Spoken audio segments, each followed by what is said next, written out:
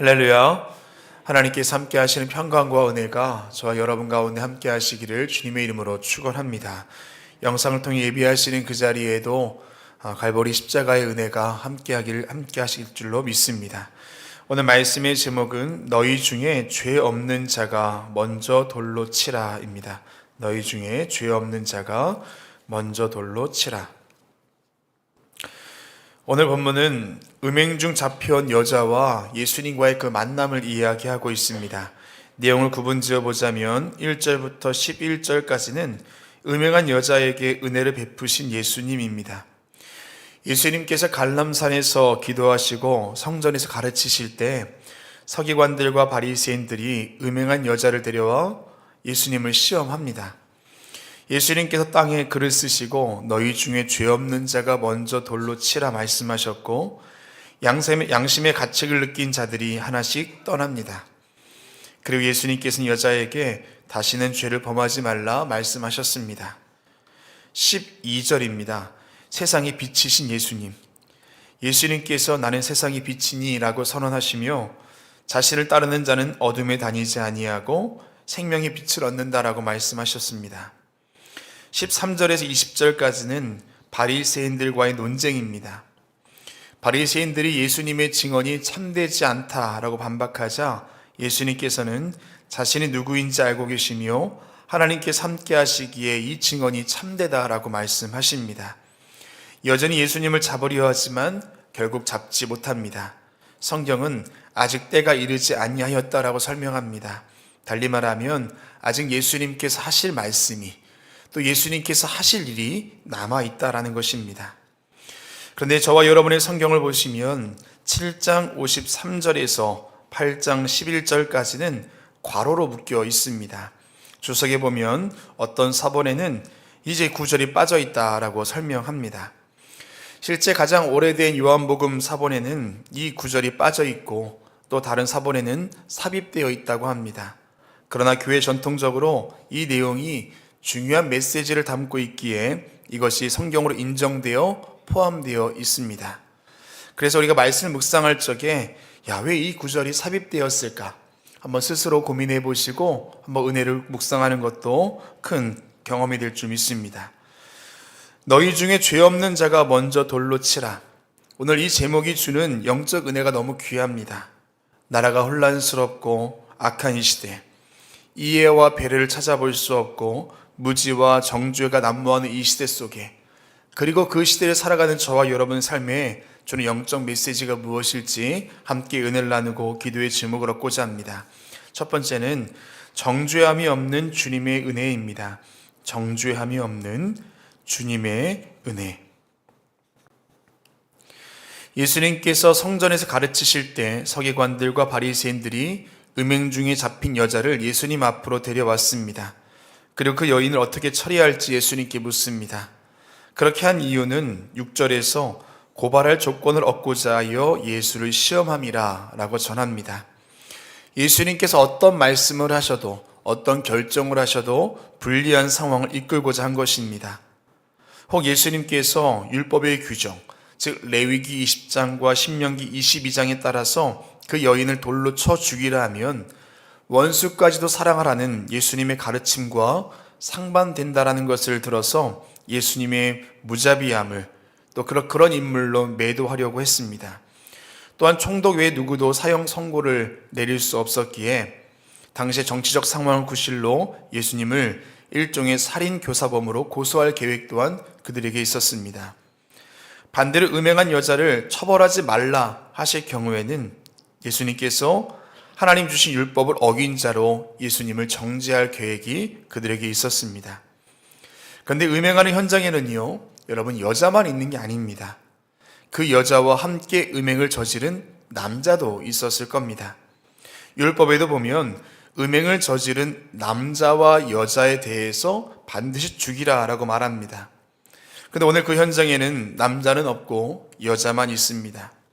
우리가 많은 것을 상상할 수가 있는데요, 어쩌면 이 여자마저도 7장 45절 이하에서 언급하는 그 아랫사람들이 파놓은 그 함정에 빠진 자가 아닌가, 그렇게 우리가 짐작해 볼 수도 있습니다. 어찌됐든 여자는 잡혀왔고 지금 절망의 순간을 맞이하게 되었습니다. 그런데 이때 예수님께서 말씀하십니다. 7절 말씀에 너희 중에 죄 없는 자가 먼저 돌로 치라. 이 말씀 전으로 손가락으로 땅에 무엇인가 쓰셨지만 그 내용은 알 수 없습니다. 신학자들이 여러 해석이 있지만 분명한 건 예수님의 말씀입니다. 너희 중에 죄 없는 자가 먼저 돌로 치라. 여기서 죄 없는 자라고 해석된 그 헬라어 원어는 아나마르테토스입니다. 아나마르테토스. 외적으로 죄 없는 자뿐만 아니라 모든 죄에 대해서 완전 무결한 자를 뜻합니다. 그런 자가 있으면 돌로 치라라는 겁니다. 비록 육체적인 음행은 범하지 않았다 할지라도 죄에 대해서 자유로운 자가 있으면 돌로 치라라는 겁니다. 이때 어른으로 시작해서 젊은이까지 하나씩 그 자리를 떠났습니다. 그리고 예수님과 그 여자 단둘이 남았습니다. 예수님을 시험하려고 했던 그 현장의 분위기가 바뀌었습니다. 예수님 말씀하십니다. 11절 말씀에 나도 너를 정죄하지 아니하노니 다시는 죄를 범하지 말라. 오늘 음행을 저지른 이 여자는 정말 큰 죄를 범하였습니다. 그게 함정이든 아니든 어쨌든 죄입니다. 그러나 죄로부터 자유로운 사람이 과연 누가 있을까요? 예수님은 그 여자를 정죄하지 않으셨습니다.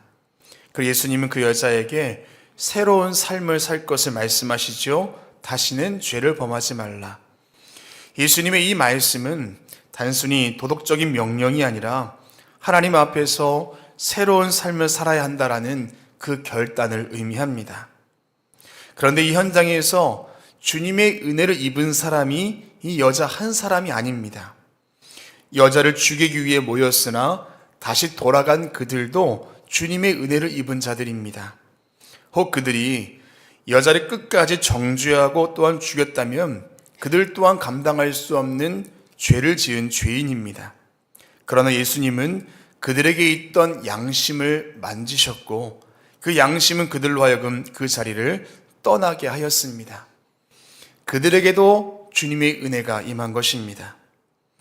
우리도 때로는 우리의 실수와 죄로 인하여서 절망할 때가 있습니다. 아무리 기도해도 해결되지 않는 죄의 문제가 있고 넘어설 수 없는 시험거리가 있습니다. 그럴 때마다 우리는 더 이상 기회가 없을까? 너무 늦었나? 안 되는 것인가? 절망할 때가 있습니다. 그러나 그런 상황 속에서도 우리 주님은 저와 여러분을 찾아오시는 줄로 믿습니다. 우리 연약함을 있는 그대로 용납해 주시고 새로운 삶으로 인도해 주십니다. 그런 은혜와 또 그런 믿음이 저와 여러분 가운데 함께 하시기를 주님의 이름으로 축원합니다. 두 번째는 세상의 빛이 되시는 예수님입니다. 세상의 빛이 되시는 예수님. 8장 12절에서 예수님은 나는 세상의 빛이니 라고 말씀하십니다. 그러나 단순한 선언이 아니라 어둠 가운데 있는 우리에게 주는 희망의 메시지입니다. 7장 53절에서 8장 11절이 앞서 말씀드린 것처럼 삽입된 것이라 가정한다면 오늘 본문은 18장 12절은 7장 52절 말씀과 이어집니다. 때는 여전히 초막절 그 끝 무렵입니다. 초막절, 이때는 성전이 여인의 뜰에는 4개의 황금 촛대에 불이 켜집니다. 예루살렘을 빛으로 밝힌다라는 상징적인 의식을 행하던 유대인들의 풍습이 있었습니다. 근데 이때 예수님께서 누구든지 목마르거든 내게로 와서 마시라 하신 예수님 말씀을 가지고 논쟁을 벌였던 그 현장과 마주하게 되지요. 심지어 예수님을 잡으려고 했던 대제사장들과 바리새인 그 틈에 예수님이 계셨습니다. 거기서 예수님 말씀하시는 겁니다. 나는 세상의 빛이다. 또한 오늘 본문은 자연스럽게 11절 이후로 이어지는 말씀으로도 볼 수 있는데요. 예수님을 고발하려고 음행한 여자를 정죄하고 예수님을 시험하던 이들, 그 틈에서 예수님 말씀하십니다. 나는 세상의 빛이다. 요즘 이 시대 어떻습니까? 우리의 삶은 어떻습니까? 마태복음 24장 12절에서 예수님께서는 마지막 때가 가까워질수록 불법이 성하고 사랑이 식어질 것이다 말씀하셨는데 요즘 사회에는 거짓과 부정과 폭력과 무도덕함이 점점 만연해지고 있습니다. 개인의 욕망이 우선시되고 굉장히 이기적인 시대입니다. 이사야 5장 20절에서 악을 선하다 하며 선을 악하다 하며 흑암을 빛이라 하며 빛을 흑암이라 하며 쓴 것을 달다 하며 단 것을 쓰다 하는 자들이 있을 것이다 라고 말합니다. 요즘 시대가 어떻습니까? 진리를 외면하는 시대, 하나님의 기준이 아니라 인간의 기준이 절대적인 것처럼 여겨지는 시대 속에 살고 있습니다. 마태복음 24장 6절에서 마지막 때에 전쟁과 소문이 있을 것이다 했는데, 이 시대 안에 국가 간의 전쟁과 테러가 얼마나 많이 있습니까? 마지막 때에 자기들의 사람들은 자기를 사랑하며 돈을 사랑하며 교만할 것이다라고 사도 바울이 디모데후서에서 이야기하는데, 오늘날 모습이 이렇습니다. 교회가 힘을 잃어가고 있고 하나님 말씀보다 인간적인 가치와 논리가 교회 안에 들어와 있습니다. 교회를 박해하고 사회 속에 반기독교 정서가 증가하고 있습니다. 사단과 이단과 사이비는 어찌 또 그리 많은지요. 예수님께서 말씀하신 그 자리가 그랬습니다. 예수님께서 말씀하셔도 그 말씀을 믿지 아니하고, 예수님이 아무리 자신에 대해서 밝히셔도 의심하고 오히려 잡으려 했고, 예수님이 시험하려 하던 그 시대 속에서 예수님은 나는 빛이다 라고 말씀하셨습니다. 빛이 하는 역할은 참 많이 있지만 가장 중요한 역할이 무엇입니까? 어둠을 몰아내는 것입니다. 빛은 어둠과 공존하지 않습니다. 아무리 칠흑 같은 어둠이 깔려 있어도 그 안에 아무리 작은 빛이라 할지라도 그 둘은 공존하지 않습니다. 어둠은 빛 앞에 물러갑니다. 오늘날 이 시대 속에서 주님은 여전히 말씀하십니다. 나는 세상의 빛이다. 찰스 스펄전은 이렇게 말합니다. 빛은 소리를 내지 않지만 존재만으로도 어둠을 몰아낸다. 예수님이 우리 안에 계시면 우리의 삶도 그러하다.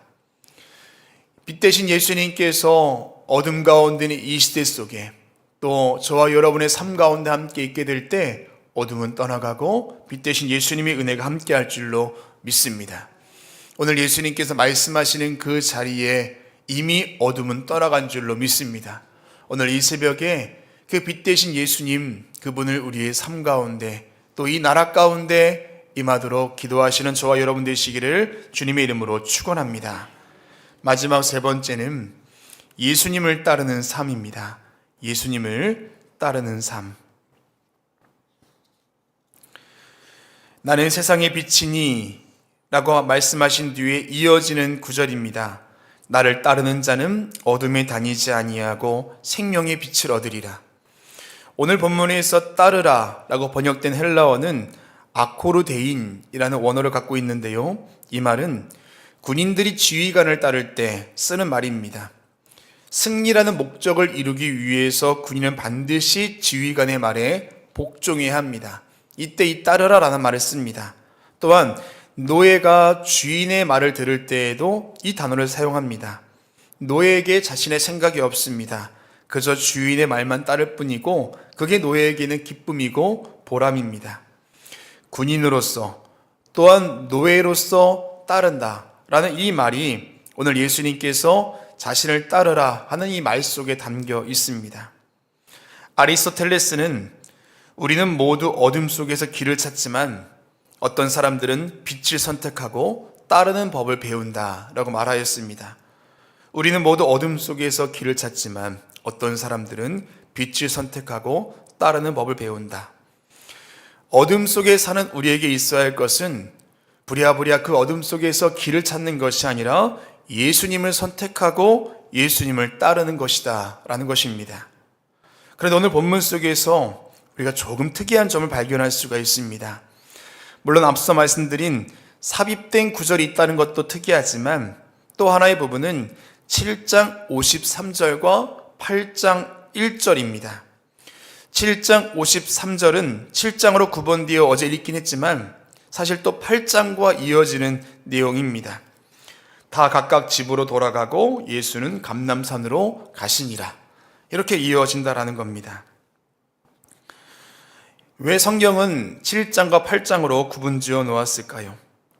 대제사장과 바리새인들, 예수님을 잡으려 했던 자들은 각각 집으로 돌아갔지만 예수님은 어디로 가십니까? 감람산으로 가셨다라고 성경은 이야기하지요. 가는 방향이 달랐다라는 겁니다. 예수님은 집이 아닌 감람산으로 가셨습니다. 이 구절이 말하고자 하는 것은 바로 선택입니다. 집으로 갈 것인가? 감람산으로 갈 것인가? 세상에 주는 안락함의 길을 갈 것인가? 주님의 뜻을 이룰 사명의 자리로 갈 것인가? 자신이 원하는 바를 이룰 것인가? 주님의 뜻을 이룰 것인가? 이어지는 8장 내용 속에서도 돌을 던질 것인가? 버릴 것인가? 정죄할 것인가? 용서할 것인가를 선택하라는 것입니다. 그리고 어둠의 길을 갈 것인가? 아니면 빛이 되신 예수님의 길을 갈 것인가? 세상을 따를 것인가? 주님을 따를 것인가? 오늘 이 선택의 여정이 오늘 본문 가운데 있다라는 겁니다. 보네포의 책 나를 따르라에서는 그가 이렇게 말합니다. 예수님을 따르는 것은 세상을 등지는 것이며 값싼 은혜를 거부하는 것이다. 예수님을 따르는 것은 세상을 등지는 것이고 값싼 은혜를 거부하는 것이다. 보네포는 세상의 편리함과 타협하는 신앙이 아니라 십자가를 지고 따르는 신앙, 비록 그것이 힘들고 어렵다 할지라도 그것이 가치 있는 은혜이고 가장 귀한 은혜이기에 그것을 선택해야 한다라고 강조합니다. 사실 우리의 삶은요, 늘 이 두 가지의 선택의 갈림길에 놓여 있습니다. 여러 가지가 있는 게 아닙니다. 딱 두 가지입니다. 예수님을 따를 것인가? 세상을 따를 것인가? 세상의 기쁨이 될 것인가? 주님의 기쁨이 될 것인가? 세상인가? 하나님인가? 여호수아 24장 15절에서 여호수아는 이스라엘 백성이 가나안 땅에 정착한 후에 그들에게 하나님께 충성할 것인지 우상을 섬길 것인지 선택하라 도전합니다. 그리고 그는 자신 있게 이야기하죠. 너희가 섬길 자를 오늘 택하라. 오직 나와 내 집은 여호와를 섬기겠노라. 오늘 우리의 선택은요, 미룰 수 있는 일도 아니고 망설일 일도 아닙니다. 오늘 이 새벽에 저와 여러분에게 온전한 믿음의 결단과 또 신앙의 고백, 선택이 함께할 줄로 믿습니다. 빛 대신 예수 그리스도, 그분을 기꺼이 선택하며 그 길을 따를 수 있는 저와 여러분 되시기를 주님의 이름으로 축원합니다. 기도하겠습니다. 사랑과 은혜의 주님, 우리에게 사순절을 허락하시고 예수님을 깊이 묵상하는 이 기간을 주신 것 감사를 드립니다. 우리가 거짓 메시지에 귀를 기울이지 아니하고 주님 주신 말씀에 귀를 기울이며 오늘 이 새벽에도 주님 전에 나왔사오니 하나님께서 함께해 주시사 우리 영의 귀를 열어주셔서 우리의 삶을 향한 주님의 은밀한 음성을 듣게 하여 주시고 그 음성 가운데 우리의 삶이 온전한 결단을 이루게 하여 주시옵소서. 오늘 말씀을 기억합니다. 하나님, 주님 우리에게 말씀하여 주실 때 우리가 바른 길을 결정하여 걸어갈 수 있게 하시고 주님의 그 사랑과 은혜를 우리가 기억하여 우리가 삶에서 그렇게 살아낼 수 있도록 인도하여 주시옵소서.